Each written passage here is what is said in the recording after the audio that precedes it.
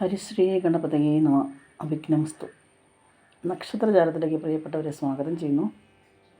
നമുക്ക് നക്ഷത്രജാലത്തിലൂടെ ചിത്തിര നാളിന് ഈ July August മാസത്തിലുണ്ടാകുന്ന മാറ്റങ്ങളും ജാതകഫലം നോക്കാം. സ്വജനങ്ങളുടെ നീരസമായ പ്രവൃത്തി മൂലം മനോവിഷമം ഉണ്ടാകുന്നതാണ്. ഒറ്റമിത്രങ്ങൾ ചതിയിൽപ്പെടുത്തുവാനിടയുണ്ട്. അതല്ലെങ്കിലും അങ്ങനെയാണ്, ശ്രദ്ധിക്കുക. തൊഴിൽ രംഗത്ത് ഉയർച്ചയും ധനലാഭവും കാണുന്നു. കർമ്മരംഗത്ത് കൂടുതൽ പരീക്ഷണങ്ങളെ നേരിടേണ്ടതായി വരും. നാൽക്കാലികളിൽ നിന്ന് ലാഭം പ്രതീക്ഷിക്കാം. കലാകാരന്മാർക്ക് കാലം അനുകൂലമായി കാണുന്നു. വസ്തുവാഹനം യോഗം, അതായത് വസ്തു വാഹന യോഗം എന്നിവ കാണുന്നു. വസ്തു വാങ്ങുന്നതിനോ വാഹനം വാങ്ങുന്നതിനോ ഒക്കെ യോഗമുണ്ട്.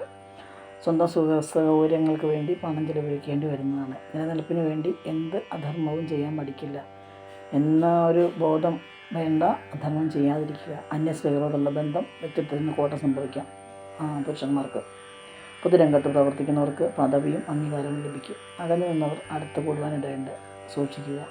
സഹപ്രവർത്തകരുടെ സഹായം ആശ്വാസത്തിനിട വരുത്തും. ശത്രുക്കളായിരുന്നവർ മിത്രങ്ങളായി മാറും. ധനസ്ഥിതി മെച്ചപ്പെടും. കർമ്മമേഖലയിൽ പുരോഗതി കാണുന്നു.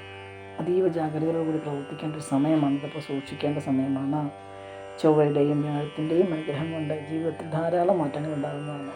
ചൊവ്വയും വ്യാഴവും ഇപ്പോൾ അനുകൂല സാഹചര്യത്തിൽ നിൽക്കുന്നത് കൊണ്ട് നല്ലൊരു സമയമാണ്. ആത്മാർത്ഥതയെ ചോദ്യം ചെയ്യപ്പെടാം. കടബാധ്യതകളിൽ നിന്നും മോചനം ലഭിക്കുവാനിടയുണ്ട്. ബുധൻ ശനി ദിവസങ്ങളിൽ യാത്രകൾ കഴിയുന്നതും ഒഴിവാക്കുക. അത് നന്നായിരിക്കും. ഈശ്വരാനുഗ്രഹം വർദ്ധിക്കും. നിങ്ങൾ ആദ്യമായിട്ടാണ് ഈ ചാനൽ കാണുന്നതെങ്കിൽ സബ്സ്ക്രൈബ് ചെയ്യുന്ന കാര്യം മറക്കരുത്.